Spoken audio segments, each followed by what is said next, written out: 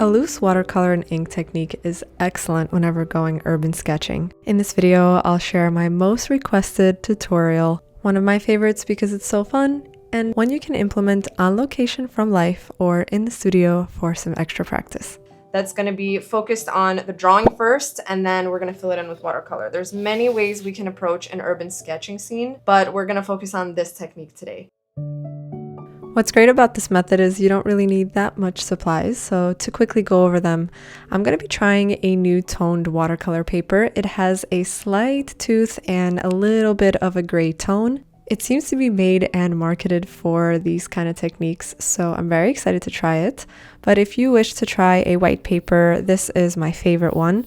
Next up, I'm prepping my watercolors. This is my to-go set that I travel with. It basically sits in my pencil case, but in the studio, I can also like to put out some fresh paint. We'll only be needing 1 to 2 pigments today for a limited monochromatic painting, so for that, you can use your favorite color of choice. You're only going to need 1 to 2 brushes today, something fluffy and something large that can hold a good amount of water. We're going to aim to go straight in with ink, but an HB pencil just in case. Your fountain pen or fine liner or ink pen of choice. And I love to fill mine in with some carbon black ink. A little note is to just make sure this pen that you're using is waterproof for this specific technique, since we're going to be putting watercolor on top of the ink sketch. I also prep a little sponge and a towel, bonus points if it has a cute saying on it. I use this a lot to wipe off any excess paint or water, a cup or two for some water, and a place to mix your paint. We'll be creating some paint puddles, I like to call them, today. And once you've got your supplies ready, we're ready to go. Here's our reference for today, and I'm so excited because it's a beautiful piazza in Rome. Let's quickly talk about how we're going to start the process. We are going to start with this ink drawing. What our focus on today is going to be to create a shape. So we have a lot of negative space here. You guys see that? So there's actually this interesting shape and movement that I created here. Now, just to show you some examples, this is another one I did from my Italy sketchbook. This one is a full panoramic view, but I also wanted to create kind of a splatter effect here. And so we'll play with that all together as we are sketching. And for one more example, you may remember this painting. It is also a tutorial up on the channel if you want to check it out. Also started with ink and then went with watercolor on top. As we look at the reference, the first thing we're going to do when we complete our drawing is to establish the horizon line. Where is it going to sit on the page? Is it going to sit a little bit towards the bottom of the page? Is it going to sit a bit above halfway of the page? Start to observe your reference and have a conversation with yourself and the subject and see where you feel that will be best.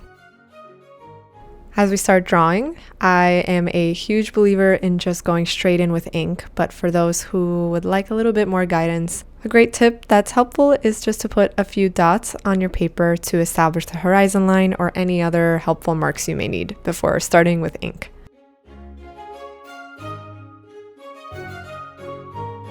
So I'm going to start with this center dome. He is my star.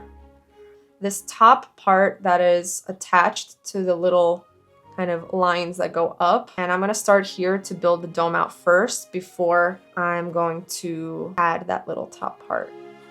Very quick, swift lines to begin.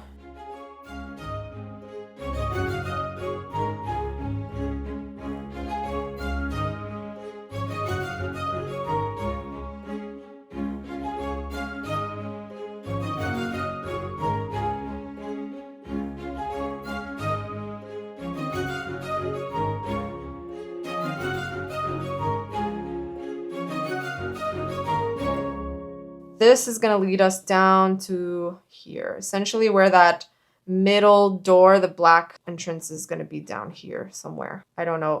I'm guessing, which is fine. We're going to put it right there.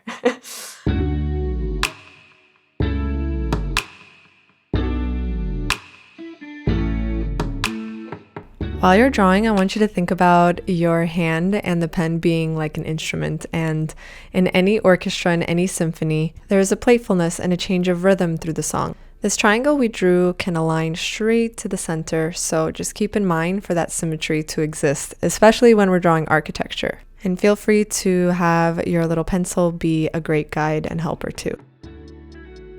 So think about how you can incorporate some playful line work and pressure of the pen that you apply to create interesting lines. And today we are also embracing the imperfections and the squiggles, and it's just something I've been practicing lately.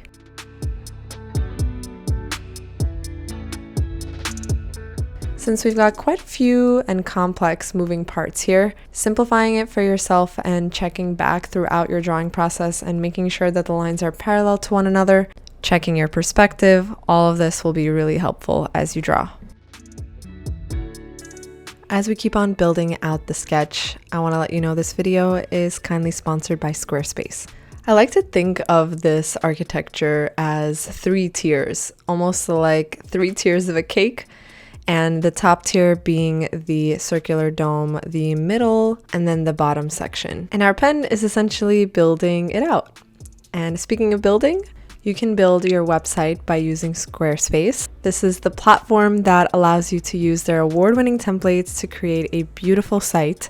I love certain templates because they're fully customizable, and once you drag and drop some images, add some text, put a little bit of your own flair to it, it's beautiful and ready to go. I'm so excited to be sharing my upcoming updates on my website, which is in the works. Stay tuned, but for now, go to squarespace.com for your free trial. And when you're ready to launch, go to squarespace.com/justcarp for 10% off your first purchase of a website or domain. Now let's talk about wiggly lines. So we can sit here and line each line with a ruler, right? And you're more than welcome to. But there's something, and this has come to me with time, there's something special about an imperfect line. And this conversation can go into the depths of imperfection and striving. Sometimes we strive as artists, we want everything to be perfect, but actually the beauty is in the imperfections. We'll keep going. Maybe I'll do a little bit of an imperfect line right there. I like to do these scribble scrabble and then this little square scribble scrabble. And just like that, isn't it so cool how just a few lines can make a whole piazza?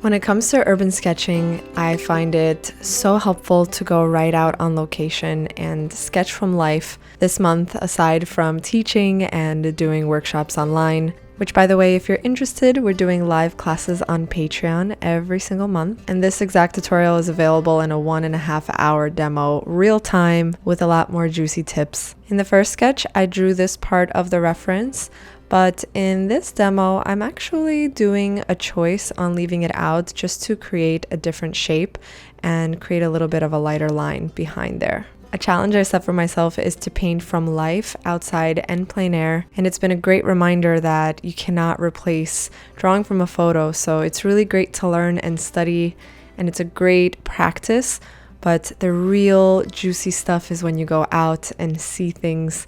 So give this a try after you practice it at home as well. Now that our sketch is complete, what we're going to do is we're going to mix a puddle of paint.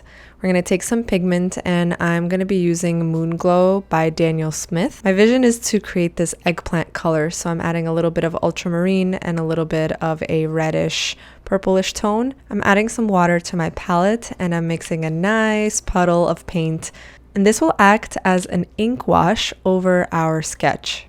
Take your time here, there is absolutely no rush. While I'm painting, I also like to keep my towel or paper towel in hand if I need to wipe off any excess paint. If I maybe have picked up a little bit too much water, I can just quickly dab it off and adjust as I go on. Feel free to keep your blobs of paint loose and fun and extra flowy. This is what makes this technique so cool, is you can select and choose where you want to add a little bit of paint and where you want to keep it a bit more loose. And I personally think it looks really cool when you can paint just slightly outside of the lines and leave the white of the paper, or in this case, the gray tone of the paper showing through.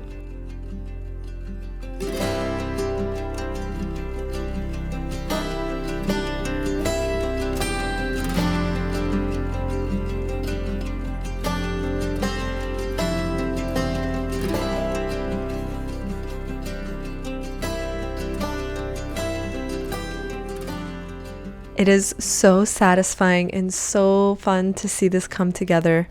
But coming back to the shape that I mentioned in the beginning of the video, I'm making sure that that's communicating here as well. I'm adding a bit of a wash and a little more water to the areas that I'd like to be a bit lighter. And I'm also smoothing out some areas in the back, just so that we know we have a value there, but they're much lighter than the things that are in the foreground. Sometimes when you're mixing paint splatters automatically, but sometimes you just want a little bit of extra splatter. I mixed a bit of a warmer color and a gradient here for this section. I added just a little bit of warmth and some windows to the left. I slowed down here at the end, and wherever I feel needs a little bit more detail or just a softening, I take some water and soften that area if it feels necessary. And here we are, our sketch is complete.